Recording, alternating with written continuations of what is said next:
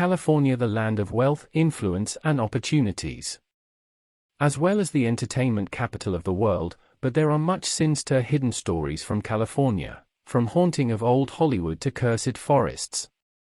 Welcome to Horror in Detail. Today, we are going to share 2 horror stories from California. First story. This story was shared by Neurolog, so credits to him. Glamour. My grandmother surrounded herself with beautiful things. She was a production designer in old Hollywood, and her little house looked the part: silks, crystal, a grand staircase fit for the stars. She died when I was young, so I got to know her through her movies, big, melodramatic romances from the golden era. I loved them all. I could trace her touch in every scene. Always, the women in her movies glowed, like they carried their own light. She carried that light, raising my mother on her own, far from home, far from the life she made in California. It's no wonder I grew up wanting to work in film. My mother laughed when I said I wanted to move to Los Angeles. My grandmother never liked to talk about the old days, but she always warned, there's nothing good waiting for you in Hollywood. Before I left, my mother gave me a box of my grandmother's things from her movie days: stolen props, marked up scripts, photos from lavish parties, stacks of letters. It was the letters. I put off reading them, unsure whether my grandmother would want them read. But as the honeymoon of LA faded and the loneliness set in, I wondered whether she struggled the same way. So I opened them. I found something much stranger inside. The following are letters from a woman named Vera, apparently a close friend of my grandmother. I asked my mother about her, but she's never heard the name. From what I can tell, she was an architect living in Hollywood during the golden era. She was married to a successful film director. I can't find any records of her after the dates on these letters. March 23, 1947. May. The site is even more beautiful in the spring, the wildflowers all abloom. The main house rises out of the treetops like a cathedral. I doubted Hugh when he suggested we move so far from the city, but now I see this place for the Eden it is. Even the incessant hammering of the workers cannot detract from the tranquility. Hugh returns tomorrow from his yearly pilgrimage home.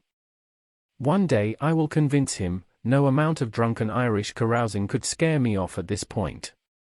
He's certainly seen the trouble you and I get into. Yet he insists he must go alone to recharge his creativity. Truly, I think he leaves in case the reviews are unfavorable. But as always, the picture is a triumph. Every soul in the theater was positively enchanted. If he loves me half as much as people love his films, I'm a lucky woman indeed. We must have you out to the house soon. We want this place to be a destination for all lovers of beauty. I will need your magic in turning these bare halls into Shangri-La. Your friend, Vera. March 29, 1947. Dearest May, I'm afraid we will have to postpone your visit. There has been an accident. A dreadful thing. One of the young workers was found behind the guest house, battered and terribly concussed. Poor boy looked like he had wandered the woods all night, covered in burrs and bristling with thorns. He's in hospital in town, but a shadow remains over the site. A visit should wait for brighter times. We certainly hope to see you for our party on the 12th. A strange thought, I know I saw the boy leaving with the other workers the evening before. He must have come back in the dark and fell into the site. It's strange living on such large and untamed land. All I heard last night was the wind in the trees. He's lucky we found him when we did. I insist the workers slow down, proceed more carefully, but they seem eager to complete the build. A very superstitious bunch. I only hope they aren't so hasty the roof falls in when they leave. We plan on staying here a long, long time. Throw a pinch of salt for me. Vera. April 6, 1947. Darling May, I am at wit's end. Construction is nearly complete, and today I walk onto the site to find the workers tearing down my gazebo. They insist Hugh changed the plans overnight. He has some mad idea about a centerpiece for the garden, an enormous moongate. It makes no sense, aesthetically or practically. You ought to see, he scribbled over my blueprints like a man possessed. I've never met someone both so erratic and so particular. He was hoisting the lumber himself, shouting at workers to move stones here and there. If this is how he operates on his pictures, be glad you've not had the misfortune of working with him. Even as I'm writing this, I see him out in the garden, tying flowers and vines to his haphazard structure, as if foliage will improve that monstrosity. I can't say how thrilled I am to see you next weekend. This house needs a dose of sanity. All my love from the pagan wilds. Vera. April 14, 1947. May. What more can be said? I can't tell you how much I relished having you out for the weekend. As ever, you leave me revitalized. Such a shame the party ended the way it did. I was so grateful to have you to help with the aftermath. I only hope it does not darken your memory of this place. The young starlet is recovering at Queen of Angeles Hospital. We were able to send word to the poor girl's family back east, and her escort from the party seemed well committed to her care. I did not know the extent of the damage, but I spoke to a surgeon at the hospital. He referred us to a specialist who helps men disfigured from the war. A mask maker. Can you imagine? I am sick with guilt. I fear her career in pictures may be over before it began. Such a beauty. How did it happen? I must blame myself as host. I should have been watching the girl, counting her drinks. Hugh insisted we keep the lights low so we could see the stars, but that only made it easier for her to slip away. Did she get lost? Fall into glass? I searched the ghastly scene, but saw nothing that could cause such wounds. I feel uneasy in this house. All our guests were accounted for, and the girl will not speak about the accident. Did a stranger slip into the parlor? The police cleared the workers, but our presence here is no secret. We are the only lights for miles. I fear being this far in the wilderness. I shall check the locks again tonight. Thinking of you. Vera. April 19, 1947. My May. I so appreciate your last letter. I keep it in my pocket throughout the day, a little totem of strength in a strange land. I fear I have been too hard on Hugh. It's easy, comforting even, to believe in his stony stoicism, but I know he's troubled. There has been a specter over us since the party. He was in the garden last night. I woke in the dark and found him missing. I thought it was a stranger at first, standing under the moongate. Watching him from the window, I had the strangest sensation. I knew it was Hugh, his broad frame, his pajamas, but it was like looking at something completely foreign. He was sleepwalking, the poor baby. He must have been there for hours. He was shivering, his clothes soaked with dew. I led him back to the house, where he finally woke up. He clung to me like I pulled him off a sinking ship. I wish he had someone he felt he could talk to. Yours. Vera. April 23, 1947. May. It seems I spoke too soon. I have been trying with Hugh, and I thought we were making progress. Imagine my surprise when I step into my kitchen last night for a glass of water, and find that starlet from the party standing barefoot in the dark, staring at me. I am at an utter loss. Her injuries must have been greatly exaggerated, as she looked perfectly radiant. You should have seen the way she looked at me, daring me to speak. She might as well have been laughing in my face. I don't know what to do, May. We all knew he had a penchant for young actresses, but this is beyond the pale. In our own house. I'm only writing this to keep me from cracking up completely. I wish you were here. I've packed a bag. Hugh wasn't in bed, not that I could bear to see him. No doubt he's in the garden. The girl can fetch him, or let him freeze. I don't care anymore. I'm driving to you tonight. Vera. May 4, 1947. Dearest. Where to begin? When I went back to the house, I didn't expect it to be easy. You know Hugh.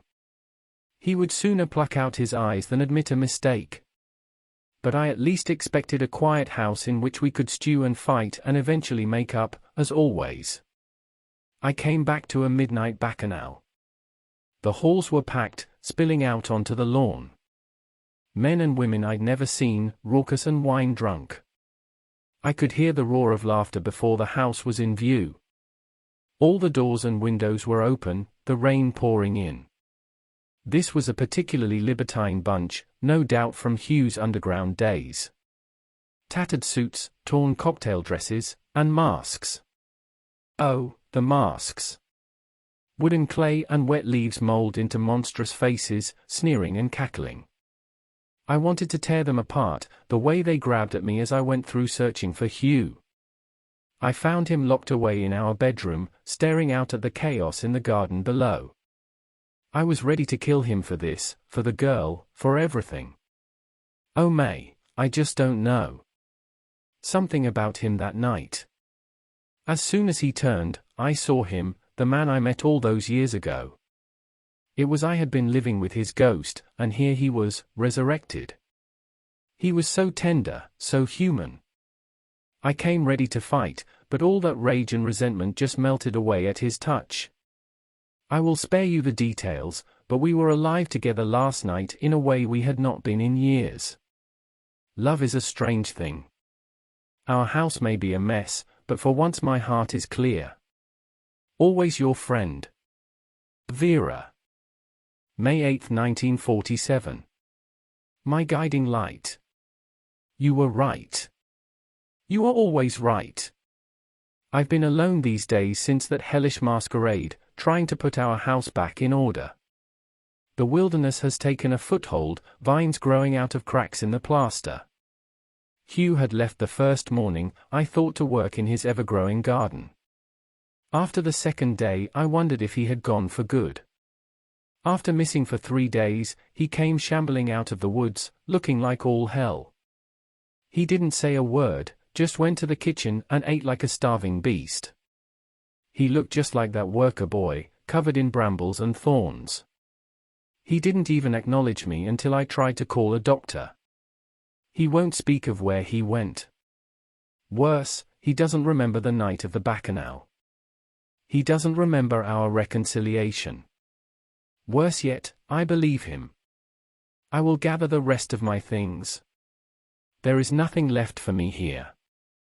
Vera. May 11, 1947.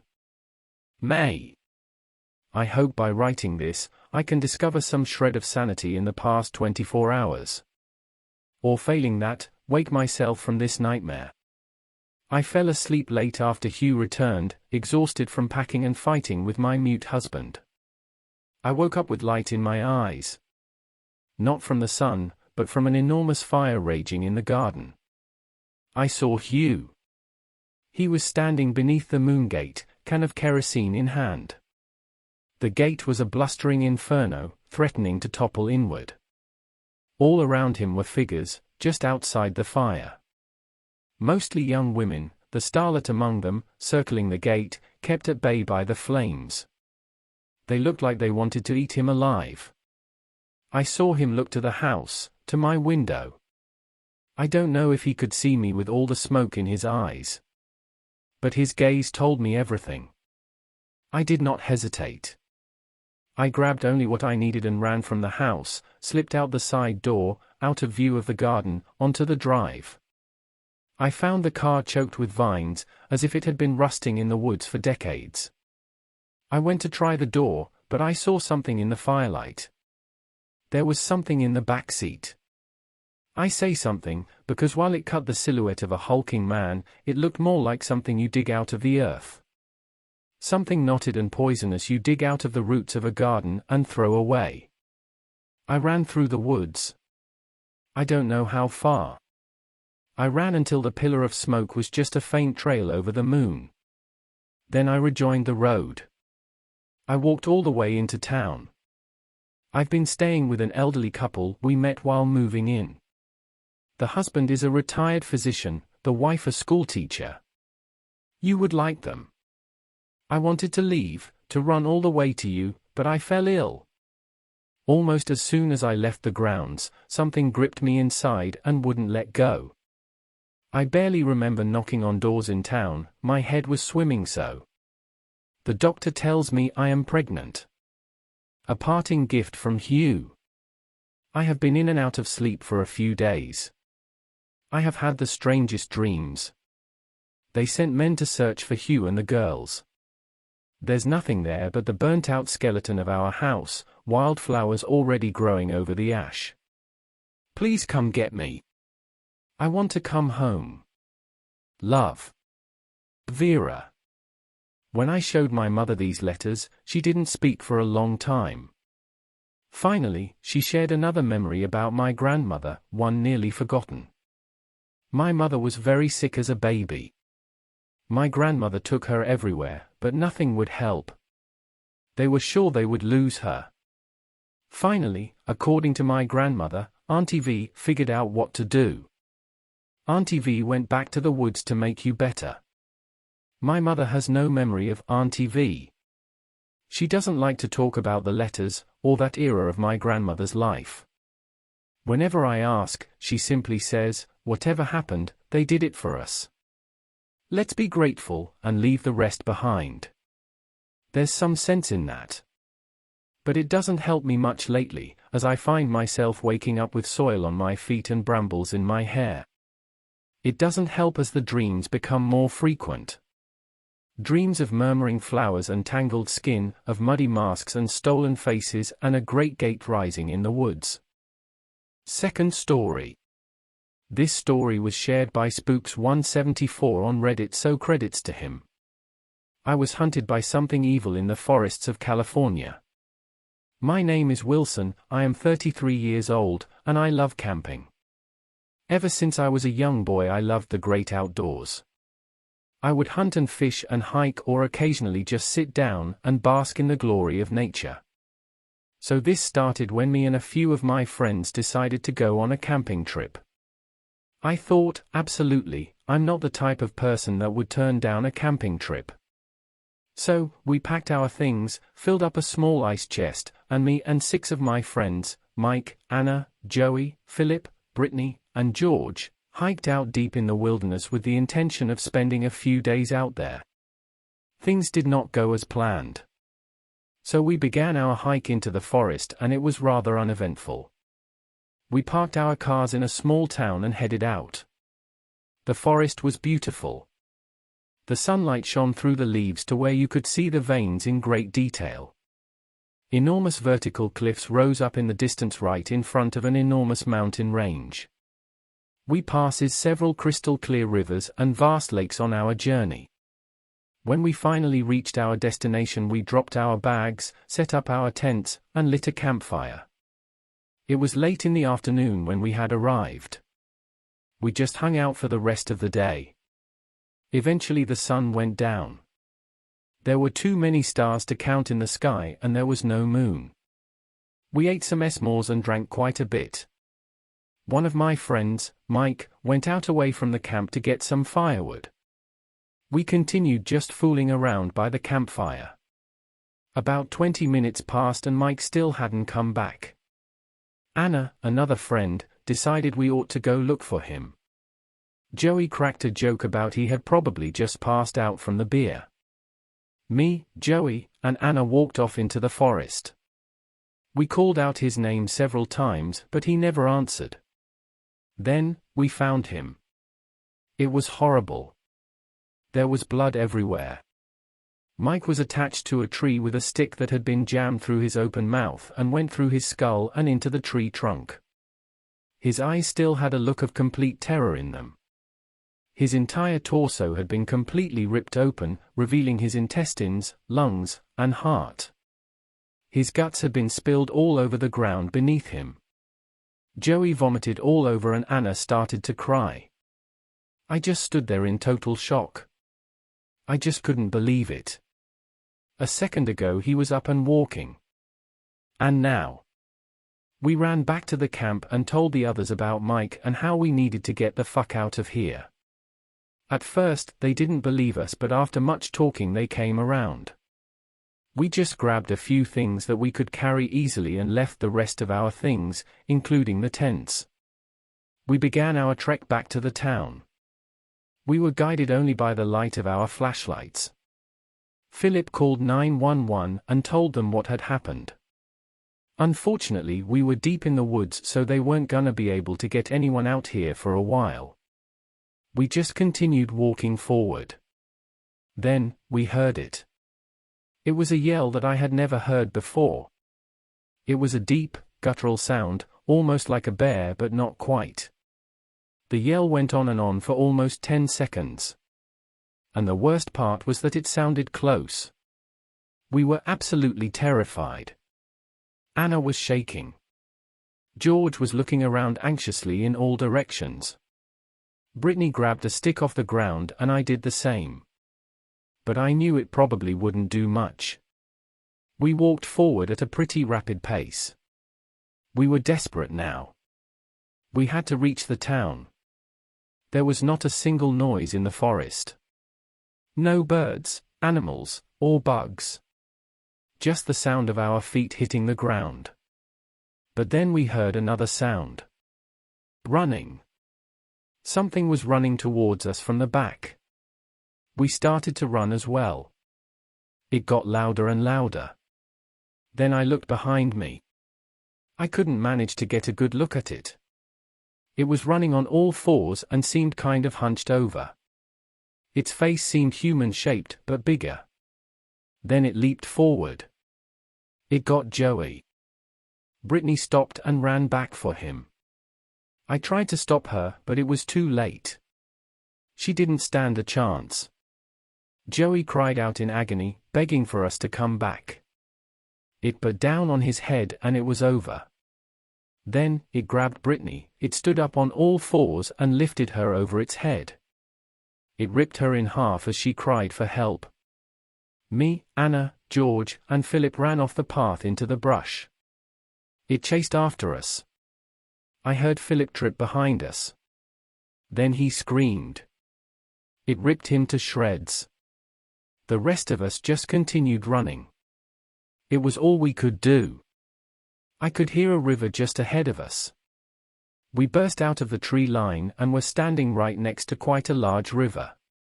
We jumped in and started to swim to the other side.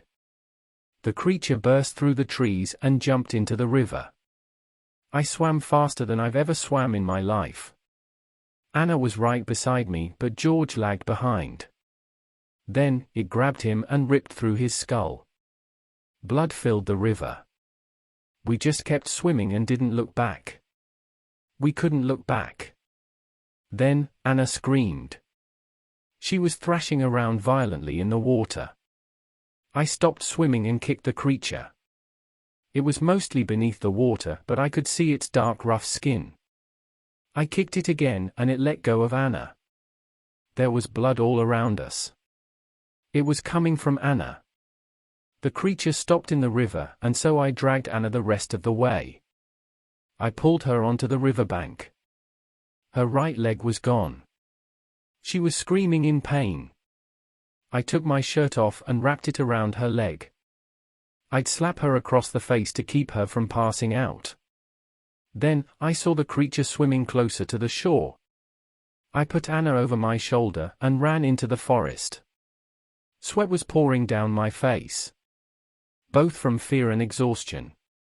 As I ran I hit many bushes and branches, so my body was pretty cut up.